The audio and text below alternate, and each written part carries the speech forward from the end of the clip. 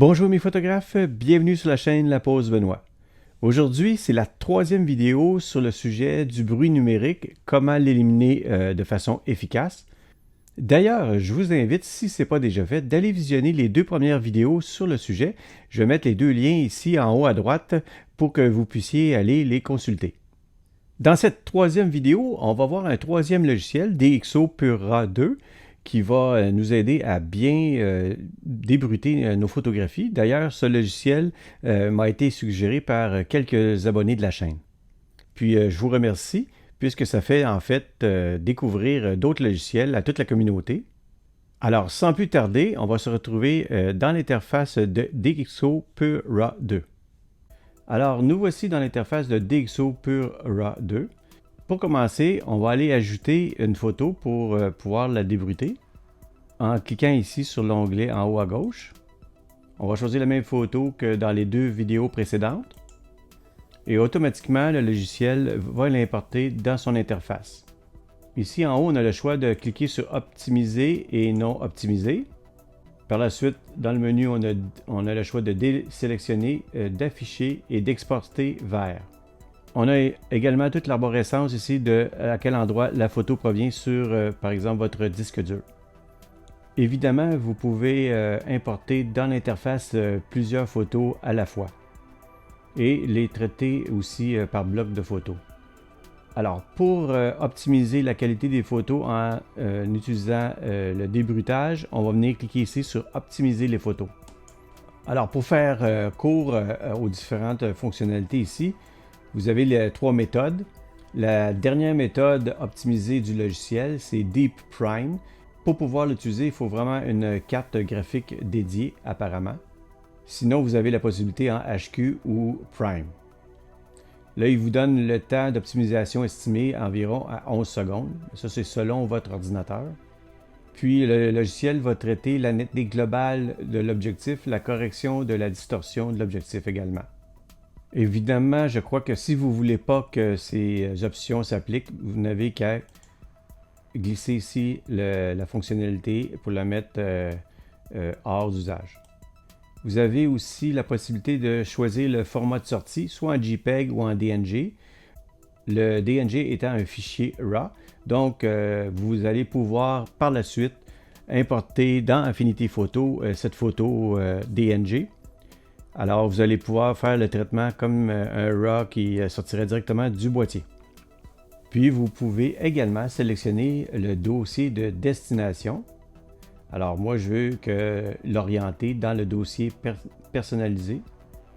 Là, je fais parcourir et je choisis le dossier où je veux qu'il se dirige. Alors, une fois que tout ça c'est complété, on va cliquer simplement sur Optimiser. Ici, il vous donne le choix de soit l'exporter vers votre logiciel préféré pour la retouche ou afficher les résultats. Pour commencer, moi, je vais marquer Afficher les résultats. Comme dans Affinity Photo, vous avez le avant et le après avec cette glissière. Vous voyez la différence entre une image qui est bruitée et une qui est traitée pour éliminer le bruit. Vous pouvez un peu zoomer dans l'image également pour voir exactement comment le logiciel traite bien le débruitage. Il vous donne également l'information au bas ici à la vitesse à laquelle vous avez pris la photo, l'ouverture, les ISO à 16 000 ISO.